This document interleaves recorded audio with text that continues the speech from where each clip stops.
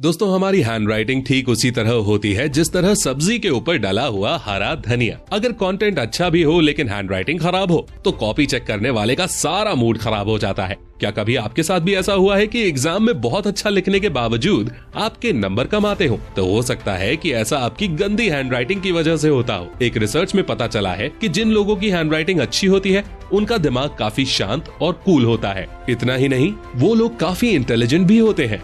तो दोस्तों, अगर आपकी हैंडराइटिंग अच्छी नहीं है तो आपको परेशान होने की जरूरत नहीं, क्योंकि आज का ये वीडियो सिर्फ आपके लिए ही है। आज के इस वीडियो में हम जानने वाले हैं कि हैंडराइटिंग कैसे सही करें और कम से कम समय में इसे और ज्यादा कैसे इंप्रूव करें। तो दोस्तों, आज फिर जबरदस्त वैल्यू ऐड करेंगे आपकी लाइफ में।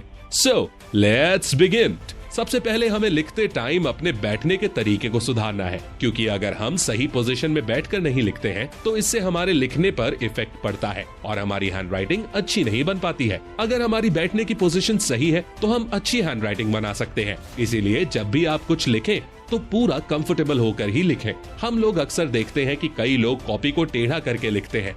ऐसे में उनकी हैंडराइटिंग भी टेढ़ी हो जाती है। और कई लोग तो ऐसे भी होते हैं जो टेबल के ऊपर सिर रख कर लिखते हैं। अब आप खुद बताइए, अगर कोई बंदा टेबल के ऊपर सिर रखकर और गर्दन को झुकाकर लिखेगा तो उसकी हैंडराइटिंग भला कहां तक अच्छी आएगी? इसलिए आपको ऐसी गलती बिल्कुल भी नहीं करनी है और लिखते समय एक सही पोजीशन में बैठना है। हमारी पोजीशन कुछ इस तरह होनी चाहिए जिससे लिखते समय हम बिल्कुल कंफर्टेबल महसूस करें। टिप नंबर 7, हमारी हैंडराइटिंग कैसी होगी ये काफी हद तक इस बात पर डिपेंड करता है कि हम लिखते समय पेन को किस तरीके से पकड़ते हैं। जब हम पेन को कस के पकड़कर लिखते हैं तो इसके दो घाटे होते हैं। एक तो हमारा हाथ जल्दी दर्द करने लगता है और दूसरा, जब हम पेन को टाइट पकड़कर लिखते हैं तो हमारी लिखावट अगले पेज पर दिखने लगती है और फिर रायता फैल जाता है। इसलिए आप जब भी लिखो तो अपने पेन को बहुत ही कंफर्टेबल तरीके से पकड़ो ताकि इस पेज की राइटिंग अगले पेज पर ना दिखाई दे। टिप नंबर 6, आपने अक्सर सुना होगा कि किसी काम को जल्दी में नहीं करना चाहिए। ठीक उसी तरह दोस्तों,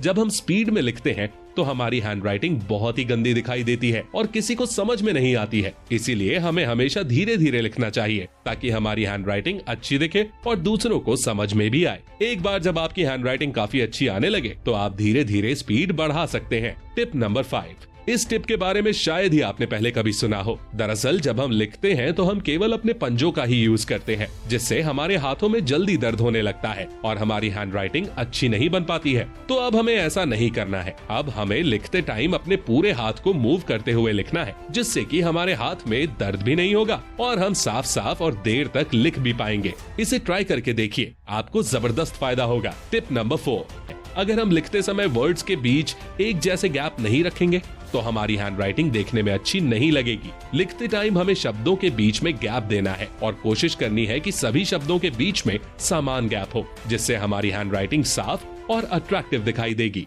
कई बार क्या होता है ना कि हम शब्दों के बीच बहुत कम गैप रखते हैं या फिर बहुत ज्यादा गैप रखते हैं, जिससे हैंडराइटिंग उतनी अट्रैक्टिव नहीं लगती। वहीं अगर हम सभी शब्दों के बीच एक निश्चित गैप रखेंगे तो हमारी हैंडराइटिंग काफी अट्रैक्टिव लगेगी। टिप नंबर 3, दोस्तों, जिस तरह साफ पानी में सब कुछ साफ साफ दिखाई देता है, ठीक उसी तरह राइटिंग में भी होता है। अगर हमारा पेज बिल्कुल साफ साफ होगा तो राइटिंग भी साफ साफ दिखाई देगी। वहीं अगर हमारा पेज गंदा होगा तो फिर कितना भी अच्छा लिख लो वो मजा नहीं आएगा।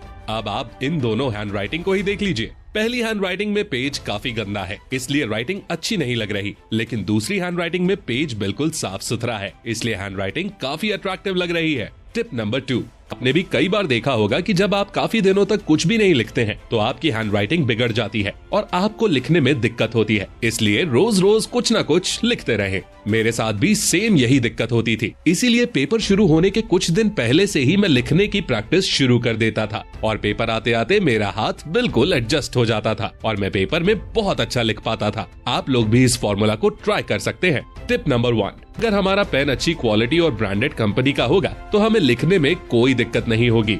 वहीं अगर हम कोई सस्ता या घटिया पेन यूज करेंगे तो फिर हैंडराइटिंग खराब होना तो बनता है। इसीलिए लिखते समय, खासकर पेपर में लिखते समय, हमेशा अच्छी क्वालिटी के पेन को यूज करना चाहिए। और कई बार ऐसा भी होता है कि अलग अलग लोगों की अलग अलग चॉइसेस होती हैं। जैसे कुछ लोगों को मोटे पेन से लिखना पसंद होता है, वही कुछ लोगों को पतले पेन से लिखना पसंद होता है। इसीलिए आप जिस तरह के पेन से लिखने में कंफर्टेबल हो, हमेशा उसी पेन का यूज करें। फिर देखिए क्या गजब की राइटिंग आती है। अभी तक हमने वीडियो में जो कुछ भी सीखा, अगर उसे अप्लाई करना हो तो हम पेन चूज करने से शुरुआत कर सकते हैं। सबसे पहले अपना मनपसंद पेन चूज कर लो और फिर लिखने के लिए एक साफ सुथरा पेज खरीद लो। देन लिखना स्टार्ट कर दो। लिखने से पहले सही पोजीशन में बैठ जाओ और लिखते समय हमेशा इस चीज पर फोकस करो कि शब्दों के बीच बराबर गैप हो और हमारा पेन पकड़ने का एंगल सही हो। और दोस्तों, जब भी लिखना स्टार्ट करो तो शुरुआत हमेशा धीरे धीरे ही करो। एक बार जब आपकी प्रैक्टिस बन जाएगी तो फिर आप दनादन लिखने लगोगे और आपकी हैंडराइटिंग काफी इंप्रूव हो जाएगी।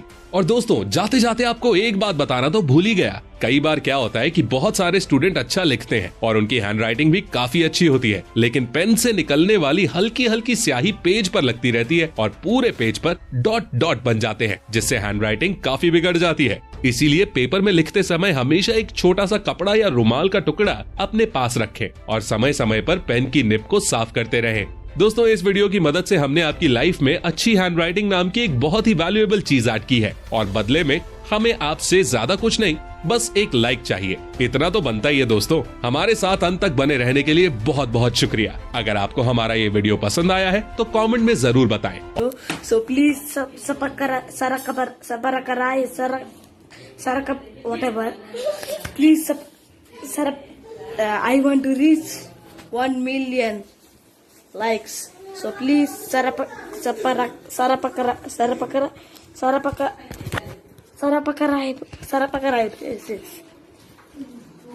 Okay, thank you.